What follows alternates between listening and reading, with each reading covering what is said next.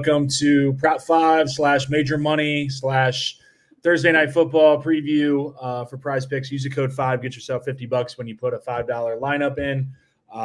We are joined tonight. It's me, Eric, and Major. So you got three of us, which should hopefully add to as much knowledge as possible that you need to win money tonight on Thursday Night Football with Bucs and Falcons. I will start and just kick it off at the top. Eric's on the top of the screen, so I'll let him go first. What is your favorite prop tonight on Prize Picks? So my favorite prop tonight on Prize Picks, we kind of looked at it or touched on it before the show. Baker Mayfield's number on Prize Picks is actually 243.5 in terms of his passing yards. So I like the under there, considering what you'll find on a lot of in a lot of casino settings is like 233.5. So I think that that's really good value from a Prize Picks perspective on Baker, just going under on the passing yards. It's a great secondary in Atlanta. Yeah, I like that. And just the value in itself, like you're getting 13 yards, I mean, that's huge right there. I know the guys at Big Pick Energy do that all the time, pick off where they find the value compared to the other, sportsbook lines. So Major, what do you got? My number one is going to be Mike Evans over 4.5 receptions. Mike Evans is just always a solid receiver that very rarely has a bad game. And he's very consistent. Baker Mayfield loves him. He is arguably, to some stats, and I know stats aren't everything, the most consistent wide receiver in NFL history to start a career, based off yardage. But he's always there when you need him most. And I do think the Falcons have a good secondary, but the Bucs have a lot of good weapons to attack it. I like that. I like that for fantasy football also. My first one is going to be I have Rachaad White under 9.5 rushing attempts. I think the baton has been passed off from Rachaad White to Bucky Irving. I also think, as Eric said, you have a pretty good Falcons defense, and I don't think that they're going to be running the ball a lot with Rachaad White. His efficiency numbers compared to Bucky Irving's are not in the same universe, and I think that they are starting to recognize that they need to transition this backfield over to the rookie. So Rachaad White under 9.5 rushing attempts.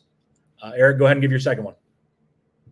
Well, that's a really good segue because I have Bucky Irving over 43.5 rushing yards. There you go. This is an Atlanta defense that, while good, they allow about 145 rushing yards per game this year through 4 games. So if there is an Achilles heel to this defense, it's the run defense, and I think Bucky Irving probably takes advantage of that. Getting 10-plus carries, I think that's a pretty easy number for him. If he's still on your fantasy waiver wire, it'd be a good time to get him in the next hour if he's still out there. Major, go ahead with your second. I'm going Bijan Robinson over 28.5 receiving yards. He's surprisingly in the passing game. Kirk Cousins like passing a lot and dumping it out to running backs. He's been around this number, so he's not hit it twice this year, and he was within 3 yards both times or something off the top of my head. Then the other games he's been way over. So he's getting those consistent carries there. And I think that's going to be a way that they're going to try to keep up with the Buccaneers. I wouldn't be surprised at this high-scoring game. I like when we're aligned, but I also like sometimes when we're not aligned. I have Bijan Robinson under 3.5 receptions. I guess we could technically still both win this if he only has 3 catches and he still goes over the receiving yardage. But it depends on how the game script goes. I think it's going to be a low-scoring game. I think it's going to be grinded out for both teams trying to run the ball. Catches out of the backfield are, very defense dependent. If he's going to have a nice look, depending on how the Bucs match up. So we'll see if we can both hopefully cash that. But I'm under on the receptions. You're over on the receiving yards for Bijan Robinson. Eric, did you have a third? I did have a third, and I'm going to continue to fade Kyle Pitts.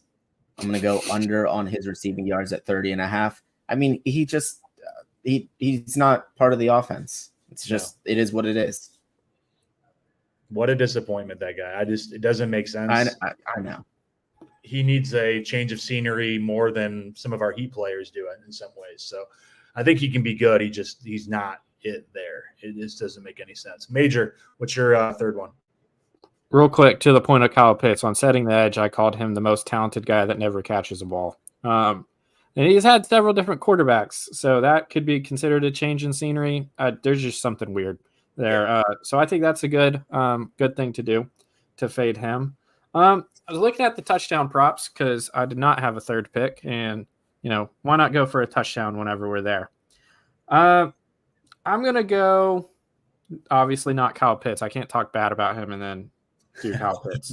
I'm going to go Drake London. Why not, man?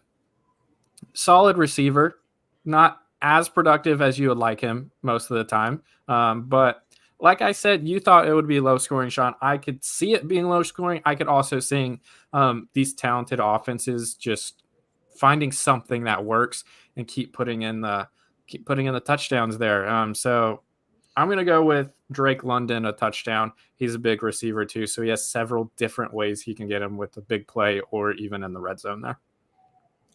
I'm going to stick along the line that you just went. I'm going to go to his quarterback. And one thing I know about primetime is that Kirk Cousins is going to throw an interception. So I have Kirk Cousins over a half of an interception. He's going to throw it to the wrong team at least once. That's just what Kirk does. The sun rises in the east, it sets in the west.